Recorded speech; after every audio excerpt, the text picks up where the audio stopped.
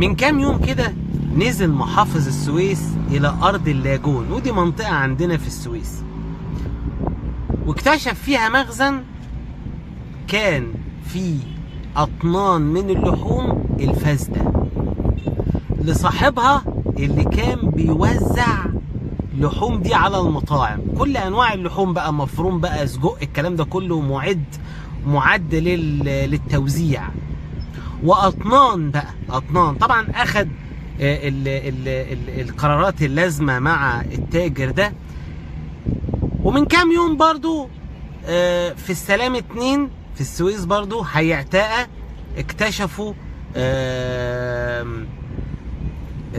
مخزن، بس المرة دي للفراخ المجمدة، حوالي 4 طن كلها فاسدة، وبرضو كانت معدة للتوزيع على المطاعم.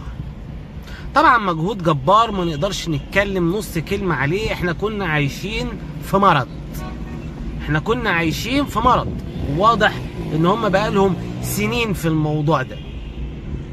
بس الكارثة هنا فين؟ الكارثة مش ان انت لقيت محل، لا، ده مش اي محل، ده تاجر بيوزع، سواء كان لحوم او حتى فراخ مجمدة. احنا في مشكلة مش بس على مستوى السويس، على مستوى المحافظات. لاحظ ان السويس منطقة مهمة جدا وقريبة من اكتر من محافظة، يعني المفروض ده بيوزع مش بس في السويس، بيوزع كمان للمحافظات المجاورة، يعني اسماعيلية وبورسعيد، الزعفرانة، السخنة، راس غارب، عد معايا. احنا دلوقتي في مشكلة كبيرة جدا.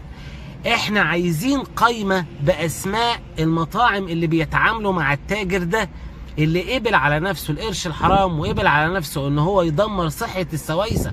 احنا في كارثة. عارف يعني ايه لما تلاقي في مخزن آلاف الكيلوهات من اللحوم الفاسدة؟ يبقى هو وزع منها قد ايه؟ يبقى واصل للمطاعم قد ايه؟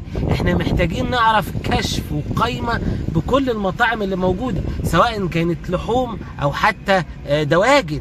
احنا في مشكلة حقيقية. احنا كده اكلنا ياما، لان احنا شعب السويس اغلبيته مغتربين، فبيعتمد على الاكل بره البيت.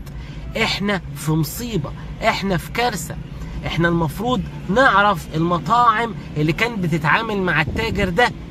احنا بقالنا كتير بناكل في لحوم وبلاوي زرقاء فاسدة. احنا محتاجين نعرف الراجل ده كان بيوزع لمين ومين اللي اخد منه، لحد ما نعرف. بطلوا اكل بره في السويس بالذات، بطلوا اكل في مطاعم حفاظا على سلامتكم. ولسه احنا يعني دي زي ما تقول كده، هو ايه، عقد بيفرط. يعني احنا جبنا اول تاجر، لسه بقيه التجار، لسه بقيه المطاعم. احنا في كارثه، لسه ده بيجيب التاني وده بيبلغ على التاني. احنا عايزين نعرف الناس دي كانت بتوزع لمطاعم ايه في السويس، علشان نتجنب الاكل الفاسد ونحافظ على اللي باقي من صحتنا. الله المستعان.